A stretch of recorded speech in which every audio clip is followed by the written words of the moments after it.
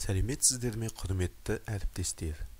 Берілген бейне жазба бастауыш сыныбындағы көркем еңбек пәні бойынша жаңартылған оқу бағдарламасының ерекшеліктеріне арналған бейне презентациялар сериясының жалғасы болып табылады. Бұл бейне жазбада 4-ші сыныптың 4-ші тоқсаны бойынша оқу бағдарламасындағы оқыту мақсатын жүзеге асыруға бағытталған іс әрекетінің мазмұны мен түрлерін қарастырамыз. Оқу бағдарламасы бойынша 4-ші сыныптың 4-ші тоқсанында ғарышқа саяхат және болашаққа саяхат деген ортақ тақырыптар қарастырылады. 4-ші тоқсандағы сабақтың мазмұндары берілген ортақ тақырыптар аясында құралады. Ғарышқа саяхат және болашаққа саяхат ортақ тақырыптарының аясында оқу бағдарламасының барлық 3 бөлімінің оқу мақсаттарын жүзеге асыруды қарастырады. Ортақ тақырыптар аясында қарастырылатын оқу мақсаттары жайында сіз 4-ші сыныпқа арналған оқу бағдарламасының ұзақ мерзімді жоспарын зерделеу арқылы көбірек біле аласыз. Сабақтардың тақырыбы мен мазмұны ортақ тақырыптарға сай келу керек, ал қарастырылатын оқу іс-әрекетінің түрлері ортақ тақырыптар аясында қарастырылған оқу мақсаттарын жүзеге асыруға бағытталуы керек. Мысалы, ғарышқа саяхат атты ортақ тақырып аясында оқушылар ғарыш, күн жүйесі, аспан денелері жайында алған білімдерін одан әрі тереңдете түседі.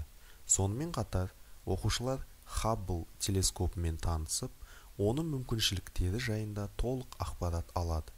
Аталмыш ортақ тақырып аясында оқушылар градтаж, аппликация техникаларында шығармашылық жұмыс және инсталляция орындайды.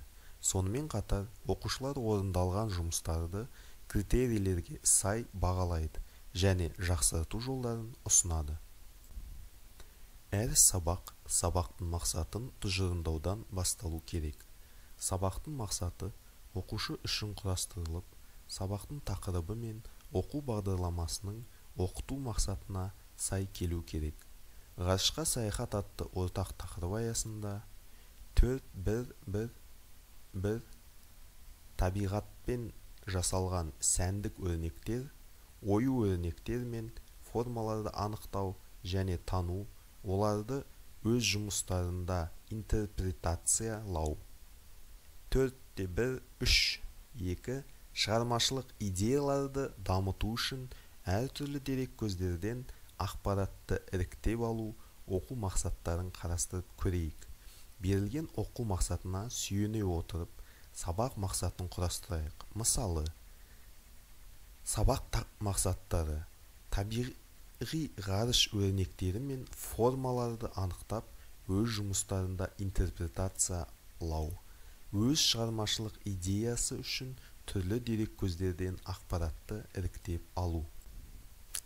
Сабақтың басында оқушыларға ортақ тақырып пен сабақтың тақырыбын таныстырып, сабақтың мақсаттарын өздеріне құрастырып көруді ұсыну. Оқушылардың болжам жауаптарын тыңдап болған соң, сабақтың мақсаттарымен таныстыру. Оқушыларға ғарыш туралы бейне жазба немесе тақырыпқа сай фотосуреттерді көрсетіңіз. Көрсетілген бейне жазба немесе фотосуреттер бойынша сұрақтар қою. Мысалы, сұрақтар: ғарыш дегеніміз не? Күн жүйесі дегеніміз не? Аспанда қандай денелер бар? Оқушылардың сұрақтарын тыңдаңыз және кері байланыс беріңіз. Берілген сілтеме арқылы оқушыларға Хаббл телескопы жайында бейне материал көрсетіңіз. Сондай-ақ, берілген фотосуреттерді көрсете отырып, оқушыларға сұрақтар қоюға болады. Мысалы, ғарыш әлемінің денелерін неге ұқсатуға болады? Оқушылардың болжам жауаптары: фейерверкке, тұнық теңізге, бағалы тастар сияқты жалт-жұлт етеді және тағы басқа. Ғарыш әлемінің фотосуреттеріндегі бейнелерді қайда қолдануға болады? Оқушылардың болжам жауаптары: интерьерді әсемдеуге, ыдыс, киімдерді әсемдеуге, сәулет өнерінде және тағы басқа. Берілген фотосуреттерді оқушылар өз шығармашылық жұмыстарына идея ойластырған кезде қолдана алады. Градтаж техникасының орындалу кезеңдері туралы бейнесюжет немесе фотосуреттерді тамашалаңыздар. Оқушылар градтаж техникасымен танысып болған соң жұп пен шығармашылық жұмысты орындауға көшеді. Алдымен оқушылар жұптасып A3 форматына қажетті негізді дайындап алады. Содан соң оқушыларға өз жұмыстарына арналған нобайды дайындауды ұсыныңыз. Жұпта ғарыш тақырыбына арналған болашақ композицияларыңызда планетаның қандай объектілері болатындығын талқылаңыздар және нобай дайындаңыздар. Планеталар, кометалар, алыстағы жұлдыздар және тағы басқа. Ол үшін оқушылар 6-7 слайдта көрсетілген суреттер немесе ғаламтордан қарастырған жұмыстар негізінде орындай алады. Сонымен қатар, ғаламтордан өздеріне қажетті ақпаратты іріктеп алып, оларды біріктіре өз нобайларына қолдана алады. Оқушылар нұсқаулық бойынша парақтары дайын болған соң тіс шұқығышпен қыру арқылы жұмыстарын орындайды. Ұсынылған іс-әрекет 2 сабаққа арналған. Келесі слайдта біз сіздермен ғарышқа саяхат атты ортақ тақырыптың келесі тақырыбын қарастырамыз. Сабақтың тақырыбы айналамыздағы ғарыш деп аталады. Оқу мақсаттары 4-2-3-1 тиімді тәсілдермен анықталған материалдарды және компоненттерді нақтылықты сақтай отырып өлшеу, белгілеу, қию, формасын келтіру, жинақтау, қосу және біріктіру. 4-2-4-1 қауіпсіздік техникасын сақтап, материалдарды және құралдарды қолдану. Сабақтың мақсаты оқушыларға түсінікті болып, сабақтың тақырыбы мен оқу бағдарламасындағы оқу мақсатына сай келуі керек. Мысалы, ермексаздан өлшеу, белгілеу, формасын келтіру, қосу және біріктіру арқылы рельефті аппликация жасау. Жұмыс барысында қауіпсіздік техникасын сақтау. Сабақтың тақырыбы және мақсаттарымен таныстырып болған соң, оқушыларға берілген сұрақтарды қойыңыз. Оқушылардың жауаптарын тыңдап болған соң, кері байланыс беріңіз. Оқушылар алдарында көрсетілген жұмыстар бойынша өздеріне сұрақтар құрастырып көрулерін ұсыну. Оқушылардың құрастырған сұрақтарын тыңдаңыз және сыныптастарына жауап беруді ұсыныңыз. Әрі қарай оқушыларға берілген жұмыстар ермексаздан жасалған рельефті аппликация екендігін айтыңыз. Шығармашылық жұмысты жұпта немесе шағын топта ұйымдастыруға болады. Оқушылар берілген жұмысты A4 форматында орындайды. Жұмысты бастамас бұрын оқушылар өз жұптарында немесе топтарында орындайтын жұмыстары жайында ақылдасып, жылдам нобайын жасап алуларын ұсыныңыз. Жұмысты аяқтаған соң, әр жұп немесе шағын топ оқушылары өз жұмыстарын сыныптастарының алдында таныстырады. Келесі слайдта біз сіздермен ғарышқа саяхат атты ортақ тақырыптың соңғы тақырыбын қарастырамыз. Сабақтың тақырыбы ғарыштық инсталляция деп аталады. Оқу мақсаттары 4-2-3-3 көркем жұмысты орындау үшін әдіс тәсілдерді өздігінен таңдау. 4-2-3-2 әртүрлі тәсілдерімен және үйлестірілген материалдарымен ермексаз, қолданыстан шыққан қағаз материалдары, көлемді пішіндер жасау. Сабақтың мақсаттары мен тақырыбын ескере отырып, сабақтың мақсаттарын келесідей құрастыра аламыз. Сабақ мақсаттары: өздігінен таңдаған әдіс бойынша шығармашылық жұмыс орындау, әртүрлі материалдарды қолданып ғарыштық инсталляция жасау. Сабақтың тақырыбы және мақсатын айтқан соң, оқушыларға өткен сабақтар бойынша сұрақтар қойыңыз. Шығармашылық идеяларды дамыту үшін ғарыштың бірнеше суреттерін дайындаңыз. Күн жүйесі туралы білімдерін еске түсіріңіз. Күн жүйесіндегі планеталардың өлшемдері мен пішіндеріне түсінен мән беріңіз. Оқушылар қолдарында бар материалдарды қолдана отырып ғарыштық инсталляция жасайды. Жұмыс барысында әртүрлі қарапайым материалдарды қолдануға болады. Мысалы, ермексаз, түрлі түсті қағаздар, фольга, жүн, мақта дикелері және тағы басқа. Жұмыс барысында қауіпсіздік ережесін міндетті түрде ескеру керек. Оқушыларға қажеттілігіне қарай қолдау көрсетіңіз. Бұл слайдта біз сіздермен болашаққа саяхат атты ортақ тақырыптың алғашқы тақырыбын қарастырамыз. Сабақтың тақырыбы заман байланысы деп аталады. Оқу мақсаттары 4-1-3-1. Әртүрлі орындау техникасын үйлестіре отырып, шығармашылық идеялары мен сезімдерін, көңіл күйі, мінезі көрсету. 4-1-4-1. Жұмыс орнын дұрыс ұйымдастыру және жұмыс барысын жоспарлау. Сабақтың мақсаттары мен тақырыбын ескере отырып, сабақтың мақсаттарын келесідей құрастыра аламыз. Сабақ мақсаттары: әртүрлі техниканы үйлестіру және өз сезімін, шығармашылық идеясында көрсету. Жұмыс барысын жоспарлай отыра, жұмыс орнын дайындау және ұйымдастыру.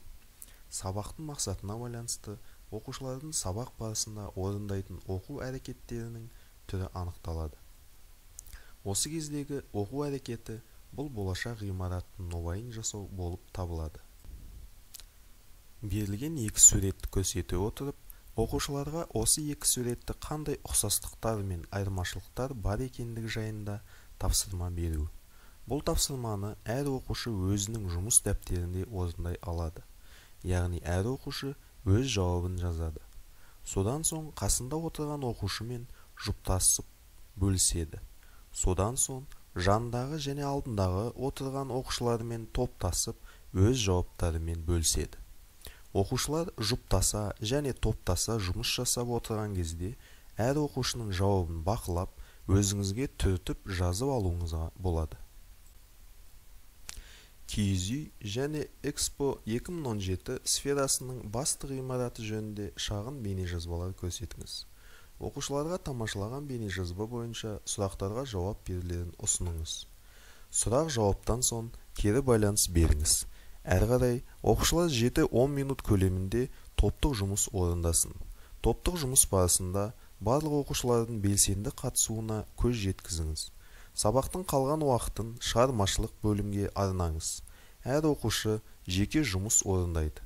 Әрқайсысы өзінің жұмыс дәптеріне болашақтағы ғимараттарды қалай елестететіні жайында ойланып, суретін салуларын тапсырыңыз.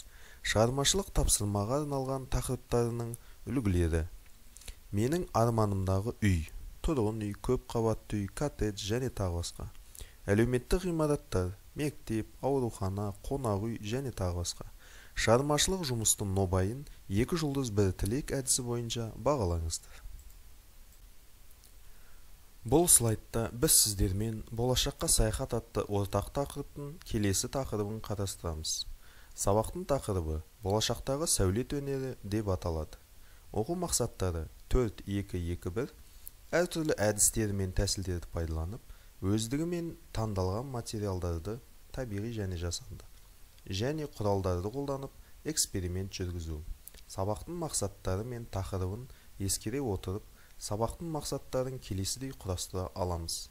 Сабақ мақсаттары: әртүрлі табиғи және жасанды материалдар мен әдістерді қолдана отырып, болашақ қаласының макетін жасау. Сабақтың мақсатына байланысты оқушылардың сабақ барысында орындайтын оқу әрекеттерінің түрі анықталады. Осы кездегі оқу әрекеті бұл болашақтағы ғимараттың макетін жасау болып табылады. Сабақтың тақырыбы мен мақсатын айтқан соң, оқушылармен берілген сұрақтарды талқылаңыздар. Сабақтың шығармашылық бөлігінде оқушылар өткен сабақта салған болашақтағы ғимараттың нобайын қолдана отырып макет жасауды бастайды. Екі оқушы жұптаса отырып бір ғимараттың макетін жасайды. Содан соң барлық сынып оқушылары өз жұмыстарын бір жазықтықтың бетіне біріктіріп, топтық жұмыс орындайды. Бұл тапсырманы орындау үшін оқушылар қолда бар материалдарды қолданады. Мысалы, шырынның немесе ботқаның қорабы, қағаз немесе пластик, тәрелкелер, бір рет қолданылатын стакандар мен қасықтар және тағы басқа материалдарды қолдануға болады. Жұмысты бастамас бұрын оқушылар мен қауіпсіздік ережелерін еске түсіріңіздер. жұмыс барысында оқушыларға қажетінше көмек көрсетіп, бақылап жүргеніңіз дұрыс болады. Бұл тапсырманы оқушылар 2 сабақ көлемінде орындайды. Бұл слайдта біз сіздермен болашаққа саяхат атты ортақ тақырыптың келесі тақырыбын қарастырамыз.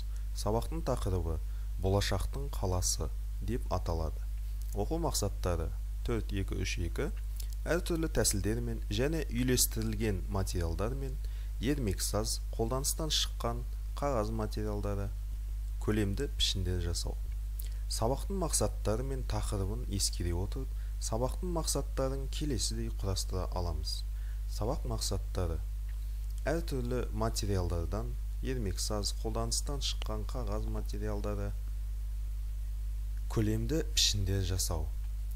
Өткен сабақта бастаған болашақ қаланың макетін жасауды жалғастырыңыздар. Жұмысты бастамас бұрын орындалған жұмысқа қорытынды жасап, әрі қарай қандай іс-әрекеттер орындайтындарыңызды жоспарлап алыңыздар. Жұмыс барысында қауіпсіздік ережесін сақтаңыздар. Бұл слайдта біз сіздермен болашаққа саяхат атты ортақ тақырыптың соңғы тақырыбын қарастырамыз. Сабақтың тақырыбы қазіргіден болашаққа деп аталады.